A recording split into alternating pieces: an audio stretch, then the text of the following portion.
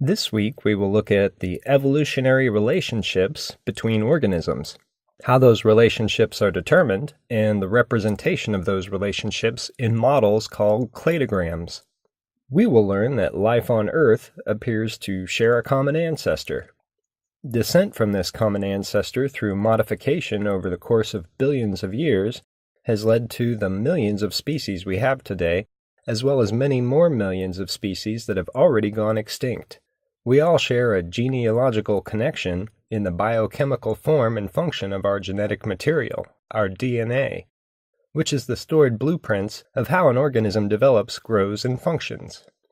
This genetic material is passed on from one generation to the next, and with it the characteristics coded for in its genes.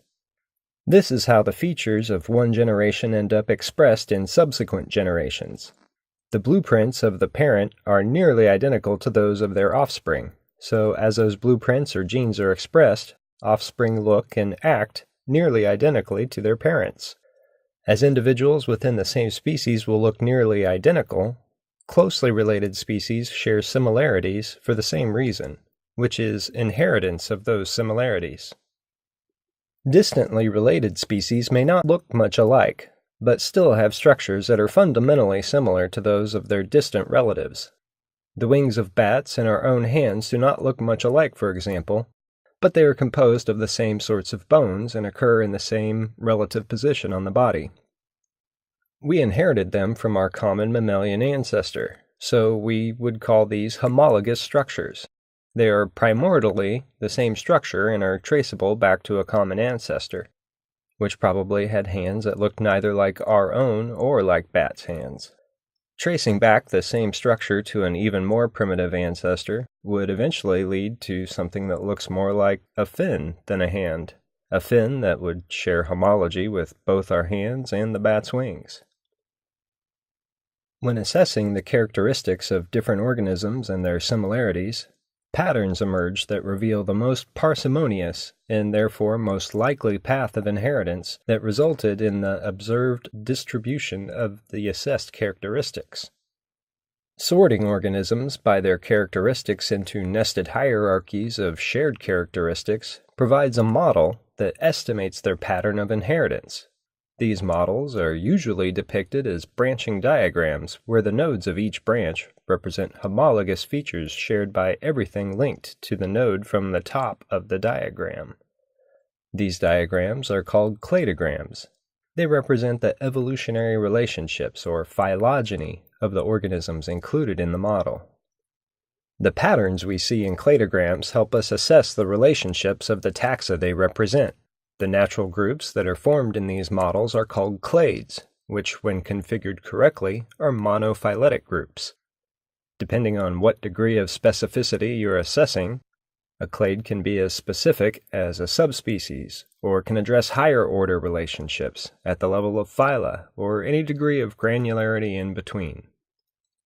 As long as the groups that are formed contain members sharing a more recent common ancestor with each other than with any other organism, that group is monophyletic. To build cladograms, we arrange our clades by shared characters. Primitive characters are those that are ancestral, those that appear in the least advanced in ancestral clades. Advanced characters, those that are most useful for placing clades in their correct position, are characters that evolved later. Primitive characters are expected to be found most widely distributed in a group of taxa being assessed, as they should have had the most opportunity to be inherited. The characters that appear in fewer taxa, characters that are relatively unique, are those that most likely are derived characters, having evolved more recently and in lineages that have had less time to diversify through speciation, or to leave more descendant species. Arranging taxa into hierarchies is done by finding the most parsimonious model of character assembly. The most parsimonious model in cladistics is always the one that requires the fewest steps. Parsimony in any other context usually refers to a sort of miserliness, an unwillingness to spend resources, or in other words, to be cheap. So if you think of every step in the chain of evolutionary events as having a cost, then we are looking for the cheapest series of events to build our cladogram. When working with a small number of taxa and characters, such models can be made manually.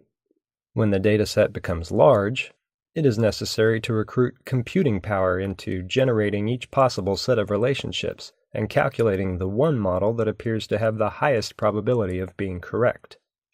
This may seem like a lot of trouble to go to in order to just sort organisms into groups. There is, however, great predictive power that comes from correctly modeling the evolutionary history of life on Earth. We can begin to see how natural selection, as the mechanism driving evolution, has shaped new species through time, and even correlates events preserved in the geologic record with evolutionary events. We can also make assumptions about living and fossil species based on where and in which evolutionary lineage these species fit.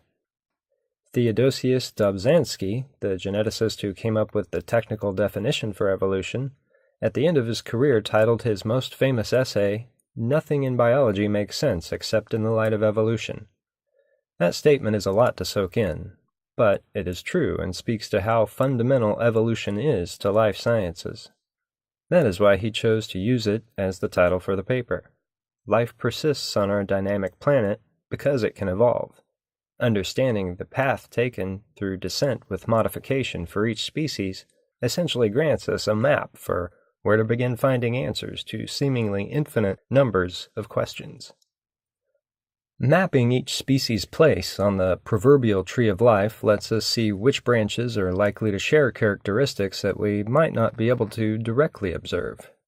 Even for extinct species, we can make assumptions based on what we know about closely related taxa. If we find a fossil bone, for example, we know that bone, just because it is a bone, belonged to an animal with bones, which would be a vertebrate, since the only animals with bones are vertebrates. Regardless of whether the bone is identifiable or not, we can make a huge number of assumptions about the animal in which it grew, like that as a vertebrate it will share all of the characteristics that are common to all vertebrates. The characteristics which all vertebrates will share are going to be primitive characteristics like the presence of kidneys or a mouth with some sort of jaw-like apparatus, and anus at the opposite end of a complete one-way digestive tract. We didn't find any fossilized kidneys or digestive tracts with our hypothetical bone, but we can tell that since the animal had bones, it was a vertebrate and therefore had these other things too. Vertebrates will also retain primitive characteristics from organisms that are too primitive themselves to be vertebrates. The notochord, for example, was an innovation introduced by the most primitive chordates, organisms that lack the characteristics necessary to qualify as vertebrates, like urochordates and cephalochordates. Some of these primitive chordates scarcely look like vertebrates. However, their notochords make them apparent cousins to vertebrates. Urochordate and cephalochordate anatomy is still quite simple, not even having developed bones or jaws yet. The segmentation in their bodies, at least during some stage of their development, does look similar to the musculature of fishes, and the way vertebrates segment their bodies developmentally. Each body segment in vertebrates, though, gets a vertebra, which developmentally is comprised of a spool-shaped centrum and a spiny neural arch where most of the vertebral processes project from. These bones fuse together around the notochord to make each vertebra. Some segments also get sets of ribs attached to their vertebrae. The most complex segments are those where the hips and shoulders develop. Girdles of bone develop here to anchor the appendicular skeleton, or the arms and legs. Since we have advanced to talking of arms and legs now, we are looking at vertebrates more advanced than fishes. Things with arms and legs are tetrapods, which include amphibians, mammals, and everything in between. At this point in the evolutionary family tree, our skeletons all begin to look similar, as they are essentially all comprised of the same set of bones. Our arms are ankled to our shoulder girdle, or pectoral girdle. We as mammals have pectoral girdles composed of scapulae and clavicles which meet at the shoulder socket or glenoid fossa. Dinosaurs do something similar, but instead of clavicles, they have coracoids. Coracoids are essentially clavicles that evolved from a different ancestral bone, so are not homologous. and get different names because of their different evolutionary histories. The bones of the hips, or pelvic girdle, retain the same names across all tetrapods: the ilium, ischium, and pubis. Each come together to form each side of the hip, joining at the hip socket, or acetabulum. The next major trend in evolution that splits amphibians from the rest of tetrapods was the development of the amniotic egg. This characteristic is the namesake for the clade representing the next level of exclusivity, the amniotes. Amniotes, primitively, were lizard-like animals with simple, unfenestrated skulls like the extinct group of reptiles known as captorhinomorphs. Developing fenestrae, which are like windows in the skull, and fenestra is Latin for window, is seen as the next definitive stage for vertebrate development. The pattern of fenestrae in the skull is the basis for unraveling the evolutionary history of reptiles and the clades that evolved from them.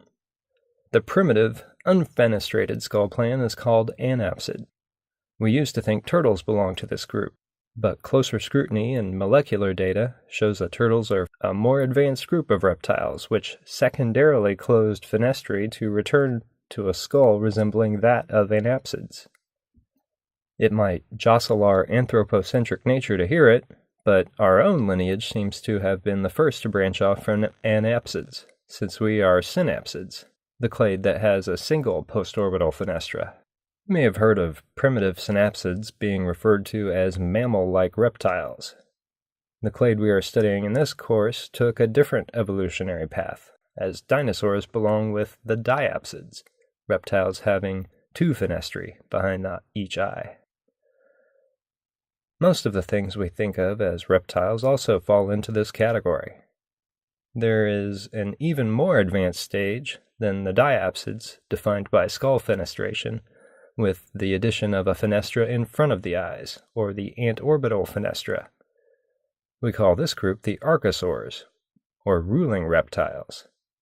Crocodilians, pterosaurs, dinosaurs, and birds are all archosaurs.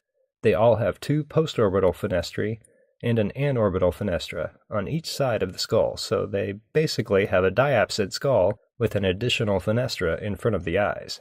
Advancing up the cladogram toward dinosaurs, and at this point you can follow along using figure 411 on page 74, we have a branch that traditionally was called crocodilians, but more correctly are called crurotarsans.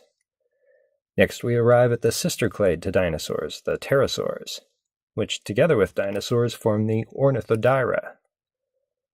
Dinosaurs are distinguished among the ornithodyra for having a suite of defining characteristics, such as perforated acetabula, which means there's a hole in the hip socket, and they have elongated deltopectoral crests on each humerus, epipophyses on the cervical vertebrae, and an asymmetrical fourth trochanter on each femur.